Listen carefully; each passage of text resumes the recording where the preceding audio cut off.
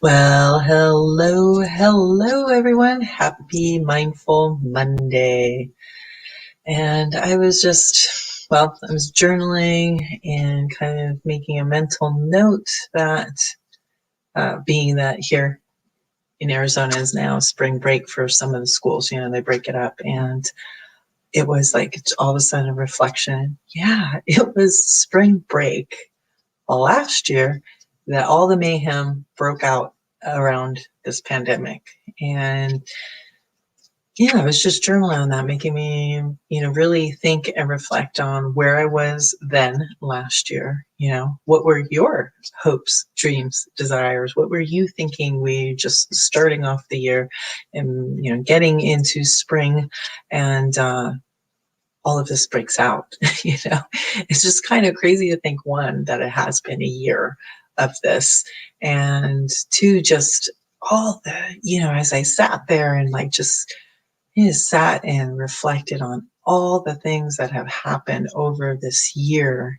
It's been a full year, people. It's been an unbelievable year of living with the C word and what it has meant to all of us, how it's changed our day to day, our outlook on life, how we relate to each other, just so many things, how we're viewing, um, communities and the world at large, right? So I just invite you to take a little reflective moment for yourself. I mean, if you journal, great, that would be great. But even if you just maybe go on a walk, have a little seat, make yourself some tea or coffee or smoothie, whatever floats your boat, a kombucha, even a glass of wine, right? Really just kind of look over this year, acknowledge everything that we have been through, all of the emotions, all of the well, opportunities for growth, right? It has definitely asked us to look at ourselves. And one thing that definitely comes through is the fact that no one can refute how interconnected we all are, okay? As this has affected not just where you live, but the whole world at large. And to show how interconnected we are, not only as a people, but all of our systems, how our economy, affects another economy, how, what, just how we relate with each other and how that ripple effect, right? So as we look at that interconnectedness, like look at it from the small to the large, right? Look at yourself. Like, how have you been connecting with yourself since this whole thing has happened? Your personal life, your home.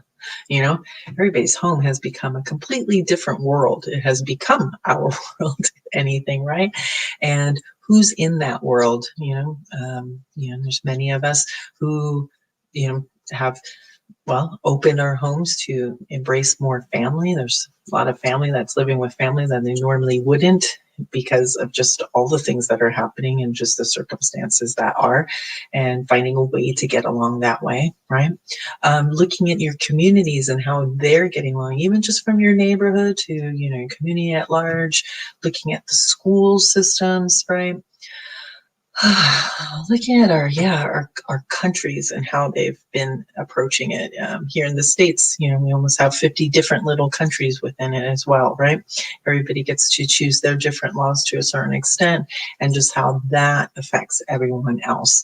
Our society at large, we've been dealing with quite a few big issues, right? When it comes to race, when it comes to our healthcare system, how our employment system is, how we take care of our people, even economically speaking.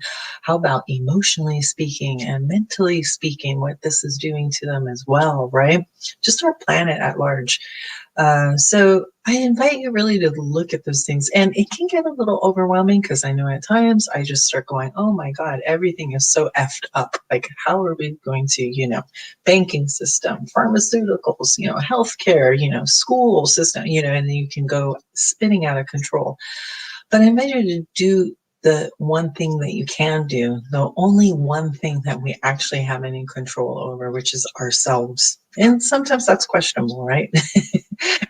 But that is the only thing we really have control over. So deciding like, hey, have I let my emotions run with me? Have I let like this, the fear overtake me and run rampant? What am I doing to take care of my well-being? Right. And that well-being is encompassing not just, you physically staying healthy, so to speak, but healthy in all the other ways, emotionally, mentally, and spiritually. And you don't have to be, you don't have to be religious to be spiritual. It's really, how are you connecting with your inner self? How are you connecting with, well, even nature? How are you connecting with just, are you connecting with yourself? Because I know I have been guilty of that, of just running around because I don't want to think about what I'm thinking. I don't want to feel what I'm feeling. I just don't want to deal with those things that are going on. And so I can make myself really busy in an attempt to, well, look like I've got bigger fish to fry, right? But this is, again, how is your well-being? Okay, because how you are doing inside then becomes a reflection of outside. And if you think about it, that is the only thing we have control over. So we have to start with ourselves. What can you do for you? What are you doing for you? You know, I can admit, when all of this broke out, I was on a contract to work. I've been in healthcare for the past 15 years, and I was on contract in California. I now live in Arizona, but grew up in, I have called California my home for decades. And it was strange. I had just flown back here to Arizona for spring break to be with my family, be with our kiddo who was out and the whole bit. And it was crazy. It was like a zombie apocalyptic. And it was like, wow, I have to go back into this whole thing. And when I got back to California, just how everything had changed with all the restrictions put in place and just it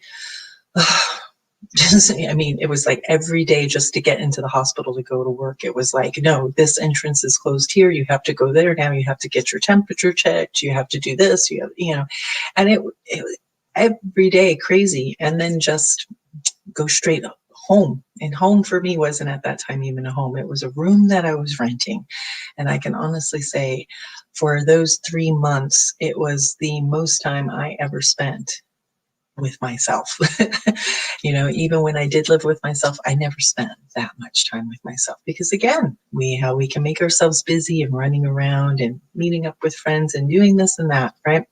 But it was time for me to really, and I'm so thankful for my meditation practice, to really go inside and deal with what I was dealing with, and it, I invite you to look at, there's parts of you that are going to be coming up that are asking to be healed. I was getting really big, voices in my head about how I was already pretty much through with healthcare. I was getting those signs 2 years ago and looking for, well, I got to make an escape route. I got to figure this out. What am I going to do? And, while going through the pandemic and seeing what was happening in New York and everything, seeing just how the hospital where I was working, how they were handling it, just at large, I was just like, I am through with this. I mean, you can call all the healthcare workers and essential workers, you can go ahead and call them heroes as much as you want, but the way they're treated really isn't how you would treat a hero, right? So it's like, really look at those things that need to change. And even though they may bring up even some more fear, if I don't do healthcare, then what else am I going to do? Well, yeah, there's something inside of you calling. And whether it's for you to heal some part of you that hasn't been healed, whether it's for you to take care of yourself in a way you never have, to address problems or things that are going on in your family that need it, whatever that is, this whole pandemic has asked us to really look at what's working and what's not working. And while I'm not saying let's take on the whole world and fix it, okay, because that's the other thing, right? It's, let's go inside and see where we can start there. And more than likely, we're going to see where we haven't showed ourselves love. where we haven't shown ourselves self-forgiveness, self-awareness, self-acceptance. There's a lot of that. And so, it's been a year of just really, that inner healing and looking at you and what can you do for you in this whole thing? What can you do for you to feel better? To deal better. And, maybe you need to find some community. And yes, we're all there, but here I am talking to you, right? And I can tell you, I've found quite a few communities where I can say if it weren't for them, I probably wouldn't have gotten through this as well, as sane as I have, to find some like-minded people. And maybe you don't know where those are, but you can ask. You can ask me, you can go and look. And if you can search for what to watch on Netflix or Hulu, then you can search for what it is that has been craving and asking you to be to be celebrated within you. All right. A little long on this moment, but this is the only moment we have. And I just ask you again to really think about, where were you last year? What have you learned over this year? Where do you want to go this year? And what do you want to make shift for you? What do you want to make happen for you? All right. Acknowledge that. And, just do one little thing at a time, one baby step at a time. And I invite you to do that for yourselves, because when we make those inner shifts for us, then it does have a ripple effect for everyone else. So by loving on you, you start spreading that love to other people, and we're all an example for everyone else. Okay. So with that, I'm just going to ask you to enjoy the rest of your never before lived day and stay happy, healthy, positive. Ciao for now.